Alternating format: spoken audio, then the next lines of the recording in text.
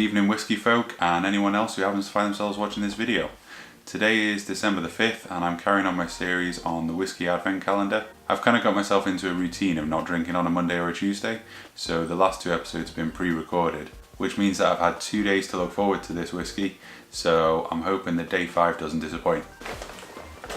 Where is number 5? Got you.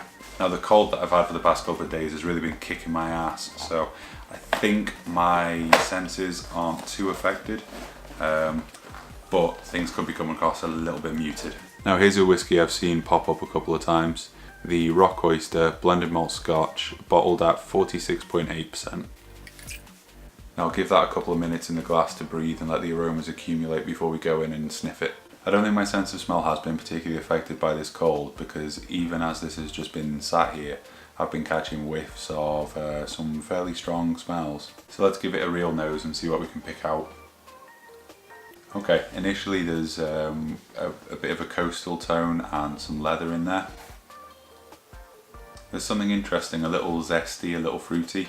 Developing into something a little green, a little vegetal, definitely quite briny. It does have quite an earthy profile, you can tell that it's got peat in it, but it's not an overwhelming, particularly heavy or medicinal peat. Some quite strong cask ash coming through. That zesty green vegetal or fruity element is really quite puzzling. Somewhere between like honeydew melon and aloe vera. It's kind of playing off the brininess and making me think of like salted olives as well. It's a really interesting nose anyway, there's a lot in there. Now let's try it on the palate. There's a really interesting progression there. The zestiness, the honeydew came through fairly prominent at the beginning. Then a layer of the maritime, the coastal wafts came over the top. Cask char began to build, a peaty smoke, cracked black pepper and a bit of vanilla in there. Possibly a touch of clove, but it's really mellow. It's really quite laid back to begin with. And then just as you begin to think about swallowing, the pepper starts to build and that carries with it a wave of peaty smoke. It's predominantly bitter, but there is an underlying sweetness and it kind of satisfies that savoury umami as well. Interestingly, as I'm working my way through and my palate's becoming a little acclimated to the whisky, a very oaty tone and very oaty character is coming through.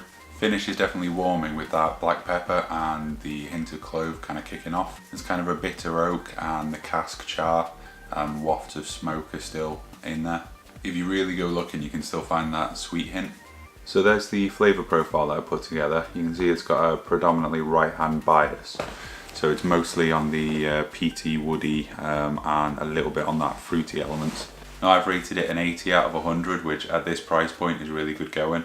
You can currently pick up a bottle for about 35 quid. It's also by my standards faring really well for a blend. What I tend to find in a lot of blends is that they become quite muddled and you can't pick out any specific character, but it really hasn't happened in this. The Rock Oyster has put quite a concise flavour profile forward and it was good fun to explore. I really like the peaty presence, the characterful smoke and that underlying sweetness, adding a bit of character and complexity. I'd happily pick up a bottle of that. It certainly didn't disappoint for day number 5. Thanks for watching guys, I hope you've enjoyed this video as much as I've enjoyed sharing it. If you have, please consider dropping a thumbs up and a comment below, and I hope to see you tomorrow for the 6th.